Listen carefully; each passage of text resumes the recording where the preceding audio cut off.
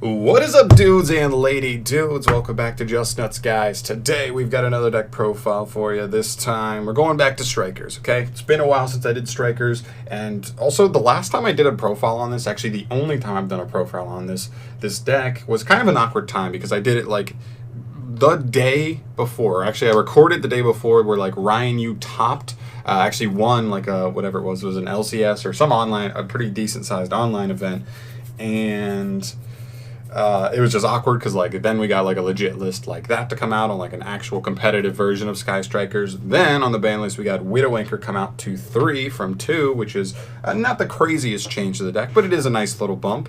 And so I wanted to go back and I wanted to update this before Phantom Rage, before I start doing all these new deck profiles and stuff. I wanted to update all the decks that I wanted to get my updates on, just so you guys have these to check on. So yeah, without further ado, let's just jump into it. Just want to start get that stuff out of the way. For the monsters, plain and simple, 3 Ray and 2 Rose. I know some people don't like Rose. Some people like to just play Ray and not even mess around with Rose, or just play 1 Rose. If they have Rhoda, they can technically Rhoda for it if they think it's, they already have Ray or something and they want that extra extender. Whatever. I like them both because I think the strongest part about Strikers right now is their ability to just rotate through their extra deck monsters and just churn and churn and churn advantage after advantage after advantage. And so that's what I wanted to focus on, was just being able to get to that. I know Rose isn't as good, but it does at least get you into your extra deck engine to start being able to churn all that advantage and rotate those resources. So other than that, we have like other monsters, just hand traps, right? 3 Ash, 3 Veiler, 2 Ogre, and 2 Nibiru. We'll just put that there. Nothing too crazy here. This deck kind of needs hand traps. This is a deck that actually can go second because you have all these cards like Afterburners and Widow Anchor and stuff to be able to like push into boards going second. But you still don't want, you still don't have the capability in terms of power to be able to break through like a fully established Infernoble Knight or like Dragon Link boards. So you still need to slow them down. You don't want them to go combo in the first place, so that's what these are for, plus the impermanences we'll get to later on. And so yeah, that's pretty much it for that. These are like some of the best hand traps. I actually think Ash is actually weaker than it's been, but I don't love Gamma in this deck, just because like seeing Gamma any turn after going second, like turn 1, like Gamma's like not very good, like at all. So that, which takes us into our spells. We're on 3 copies of Area 0, well technically 2, plus the Terra. I just think Terra's too good. Like, it's just the same thing as opening an Area 0, which is already pretty good, but also you put a free spell engrave, so kind of just like a Sky Striker card at this point.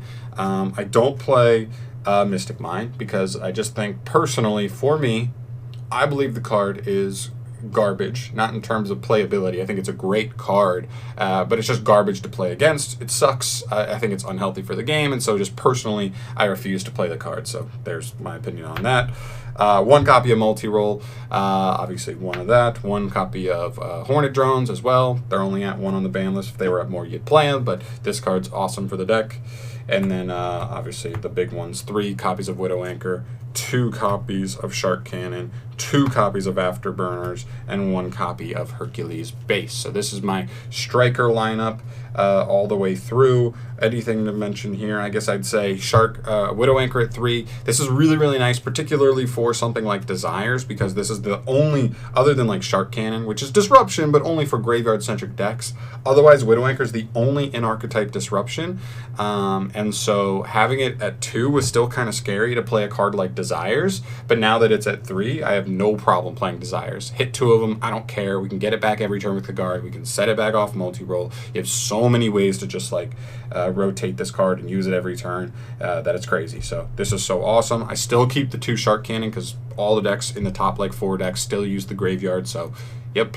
And then Afterburners I think is better than Jamming Waves, but you can also still use it against back row decks. Just make sure you get those 3 spells engraves first, and then fire this off to get a monster and a spell or trap, which is pretty nice. And then Hercules Base. This is kind of a slept on striker card, but versus certain matchups like Eldritch and potentially like Dogmatica Invoke, those really, really grindy decks, this card's pretty clutch because it just throws like your striker monsters back into the extra deck for free, and then you get this back, do it again, and then it just allows you to just continually, like every turn, just load them back up, and you can grind almost infinitely because you're drawing one card per turn, but this card's also putting stuff back into your deck and extra deck, so you can just infinitely rotate through them, and it's pretty good. And also you can potentially get draws off this. Not that I would expect to get a ton, but theoretically in a specific situation you could get a draw off of it, but that doesn't come up too much. It's mainly just for the grind game. But yeah, that's it for the striker spells. Takes us to the other spells, mainly like our draw power and consistency stuff. We had two desires. Sorry, I would consider playing 3. You guys know I've done so many profiles on this channel. I don't know if I've played Desire 3 times. 3 copies of Desires a single time over that span. It's just worrisome. And plus, this deck already has so many other cards. I do play 2 Avarice. This is something I'm testing out. 100% I'm not fully in on this card. This could easily be droppable, and maybe you just drop this for like a Desires and some other one card that you want to play. But I'm testing it out. I think it makes a lot of sense in Strikers, just because you can, in one turn, you're going to put at least like 3 monsters, and that's if you didn't use any hand traps or anything going second. Like obviously you don't want to shuffle back the Ray or like Rose really all too much, but like after 2 turns you'll almost definitely have enough striker links to fire this off, and that's pretty much what I'm looking for. And then obviously Upstart Goblin, gotta play it. I don't think you can not play this deck with Upstart Goblin. Like the OCG has Upstart at 3. If we had Upstart at 3, like I think Strikers would get a huge buff out of it. Like imagine just upstarting twice, still having 5 cards in hand, but just already having 2 spells engraved. So quickly you'd get to 3 spells engraved. It'd be crazy. And the last spell I play is just Rhoda. Just gets you either a Rose or Ray. I'd love it if we had a Warrior hand trap. That way, if I wanted, you'd have a little bit of extra utility. You're like, I already have access to my extra deck. How about I just grab an extra hand trap? Maybe that's asking too much, but yeah. Puts a spell engrave, gets you to your starters. Good card. And then for the traps, pretty plain and simple. 3, there can only be 1, and 3, infinite impermanence. I also thought about playing Solemn Judgment in the build, but I think I would probably side it for like post game 1 when you know you're going first. I think that's when you really want Judgment the most. Other than that, like these are so good. Like this, oh my god, man. Infernobles just lose to this card, 100%, without a side deck. And Dragon Link pretty much loses this card without a side deck. So, yeah, I think you just play it, because even post-siding, I still keep it in because it at least forces them to use one of those outs to like go after it. And then in Perm, pair this with your other hand traps. It's 13 in the main. We're really not trying to let combo decks go ham. We're trying to open at least 2 hand traps going second, so that we don't just auto lose to them going full combo, and that's pretty good. So that's it for the main deck. Pretty self-explanatory there. I know it's not the craziest, spiciest list, but that's not the goal here. The goal here is to show you what I believe to be the best version of Strikers, or at least my preferred version of Strikers there. So moving into the extra deck, we're going to move into 3 copies of Shizuku, 3 copies of Kagari, 3 copies of Hayate, all self-explanatory, 1 copy of Kaina, still self-explanatory, and 1 copy of Zeke. Now, Zeke's particularly in this build, and I feel like recent builds has been like a little bit better than it was when it first came out. The main reason being Nibiru. When you Nibiru your opponent, you get that monster on your field, but that's not what Strikers want to do. Strikers want to have no monsters in their main monster zone so that they can fire off all their Striker spells. Well, you could just Nibiru your opponent and normal summon a Ray or a Rose or use a Hornet Drones, and then you could link off the Nibiru and the Hornet Drones into a Zeke, and then you can just link Zeke down into any of your other links to just start getting that engine going. Sending something, adding something from Grave, getting a search on end phase, and just going like +2 over the course of the turn. And just pretty much just clearing that Nibiru off the field. And what's really cool is you clear the Nibiru off the field and you banish that token. And then that token, I believe, can't come back because it's a token.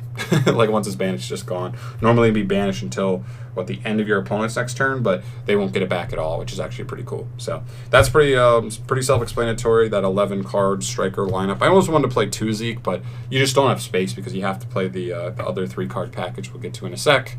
The other utility card I play is Ningirsu. This could be a couple different things. It could be Hita, technically. You could reborn Ash Blossoms, then you could then get into your Hauki Fibrax play, or whatever other, technically any of the Charmer links you could play, just because the deck can facilitate it. You play all attributes. are really easy to put in grave. But I guess it's based on the meta, particularly like fire warriors, particularly because you could just use. You could just steal like a Gearfried from their graveyard, a Charles if they've already used it from grave, a lot of things. So Hita's like kind of cool like that. But I like this because Dragoons. That's literally plain and simply it. Game 1, this deck like cannot out Dragoons outside of I guess Access Code Talker and just beating over it. I think that's literally the only way you can out Dragoons in this deck, Game 1, without siding. So I like having this in here. If you can at least put the materials on board and bait the negate, you can at least clear it off the field, which is scary. I mean, I just wanted some kind of out to it there, which takes us to our last package. Obviously the Hulk, the Selene, and this is Access Code. This is the only card I don't have for the profile. I've just been putting off buying Access Code because it's expensive as hell.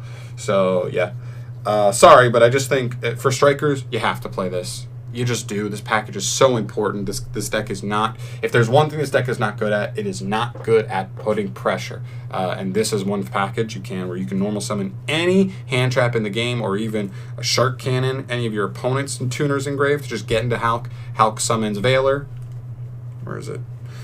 Then Veiler and Hulk go into Selene. Then if they're assuming there's at least 3 spells in either your or your opponent's graveyard, hint, hint, we're playing strikers, so it's probably going to happen.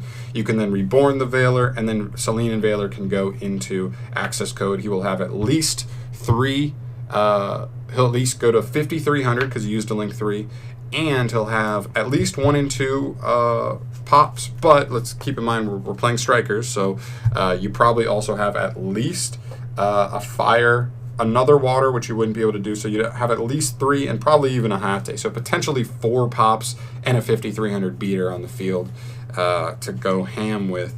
And I don't see, that's pretty game ending a lot of the time, so just keep an eye on that. I think it's definitely takes a little bit of time to really like learn the best time to really push in those situations when it's like safe to go for those kinds of plays. But man, when you do it and it just goes through, it's just like, wow, that's crazy that I can do that. But yeah, I think this package is, you have to play it, I think, and it kind of sucks because it takes away a little bit of extra utility the extra deck could hold in a deck like this, but I just think the power is so worth it to be able to just take games when you're ready. And otherwise, you might let your opponent get back into the game, so you don't want that to happen ever. So that leads us to the end of the profile. That's pretty much it, guys. Like I said, it's not the craziest profile, but strikers are one of those decks where you kind of just have to play a ton of striker cards. As formats changed, like stuff like Mystical Space Typhoon could be played in this deck. Cosmic Cyclone could be played in this deck. Mind Control, just because you have Zeke, you could just steal something and then link it into a Zeke, and then banish another monster. Like, that's pretty strong.